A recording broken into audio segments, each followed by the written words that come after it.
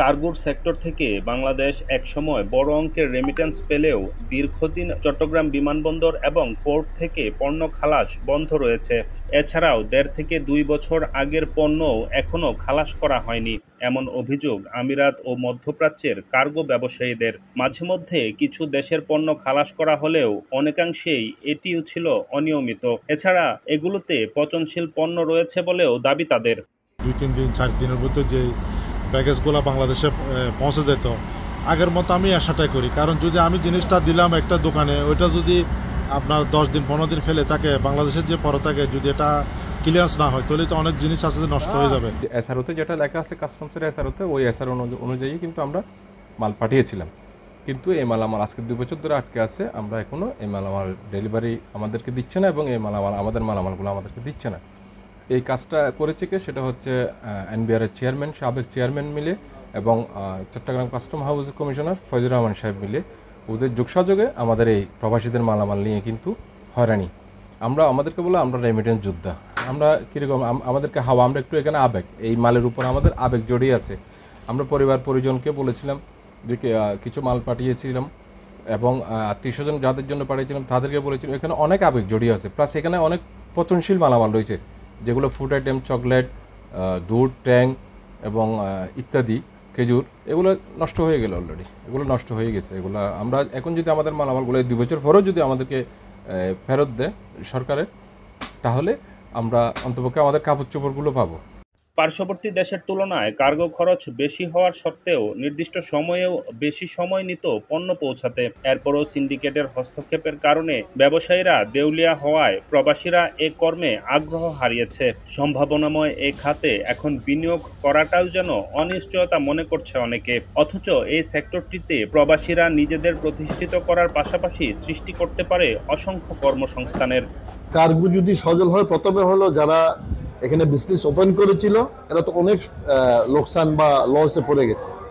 এখন এই সচল যদি কার্গোটা সচল করে দেয় বাংলাদেশ সরকার, প্রথমে হলো যারা ব্যবসায়ী তারা প্রথম লাভবান হচ্ছে, এবং যারা মানে দেশে মাল যা কিছু এখান থেকে যাচ্ছে অ্যালাউড, মানে রিগেল অ্যালাউড আছে যাওয়ার, তাহলে এগুলো যদি যায় তাহলে বাংলাদেশের অটোমেটিকলি রেমিটেন্স বেড়ে যাচ্ছে। বর্তমানে একটা টিকিট কাটলে ৪০ কিলো বা ৪৫ কিলো এরকমের মধ্যে আমরা সীমাবদ্ধের মাধ্যমে কি যেগুলা পরিবারের জন্য চকলেট বলেন, বিভিন্ন সামগ্রিক বা ঘরের জন্য বলেন, এগুলো আমরা নিয়ে থাকি।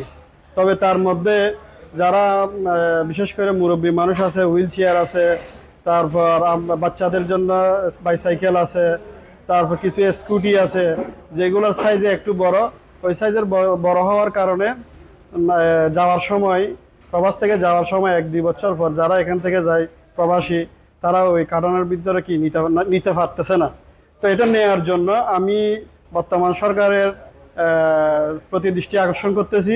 ব্যাগেজ নীতিমালা নিয়মে যাত্রীর সাথে অনেক পণ্য বহন করা অবৈধ, যেগুলো কার্গোতে অনায়াসে গ্রহণ করে। দীর্ঘদিন কার্গো বিমান বন্ধ থাকায় অনেকেই দেশের প্রিয়জনদের কাছে প্রয়োজনীয় অনেক পণ্যই পাঠাতে পারছে না। এখানে আমার ইচ্ছা হয়েছে একটা, আমি আমি নিয়ে যেতে পারতেছি না। ইচ্ছা হয়েছে আমি একটা ফ্রিজ নিই, যেহেতু এটা সাইজে বড়, এটা যাওয়ার পসিবল না প্যাসেঞ্জারের সাথে। আর একটা ওয়াশিং মেশিন নেব, আর একটা হুইল চেয়ার নেব। ঘরে বৃদ্ধ বাবা মা আছে, হাঁটতে পারেন, একটা হুইল চেয়ারের দরকার। আমি এখান থেকে চাচ্ছি একটা হুইল চেয়ার দেওয়ার জন্য, কিন্তু পারতেছি না।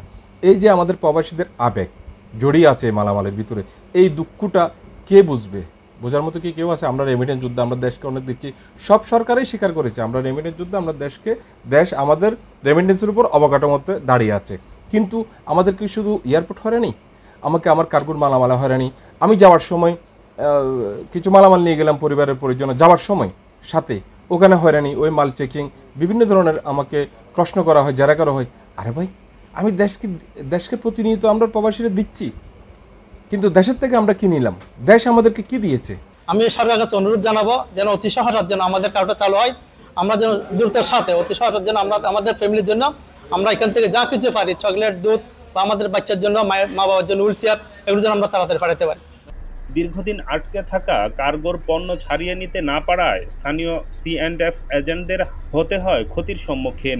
এমবিআর ও কাস্টমস হাউজের যোগসূত্রের কারণে মালামাল আটকে থাকায় কাস্টমস হাউস লক্ষ লক্ষ টাকা মুনাফা থেকে বঞ্চিত হচ্ছে। তাই বর্তমান অন্তর্বর্তীকালীন সরকারের কাছে প্রবাসীদের চাওয়া আটকে থাকা পণ্যগুলো দ্রুত খালাস করে যেন সুনির্দিষ্ট নীতিমালা প্রণয়ন করা হয়। ফলে সম্ভাবনাময় এই খাতটি পুনর্জীবিত হওয়ার পাশাপাশি দেশে প্রচুর পরিমাণে আসবে রেমিটেন্স। ডেস্ক রিপোর্ট, আমিরাত সংবাদ।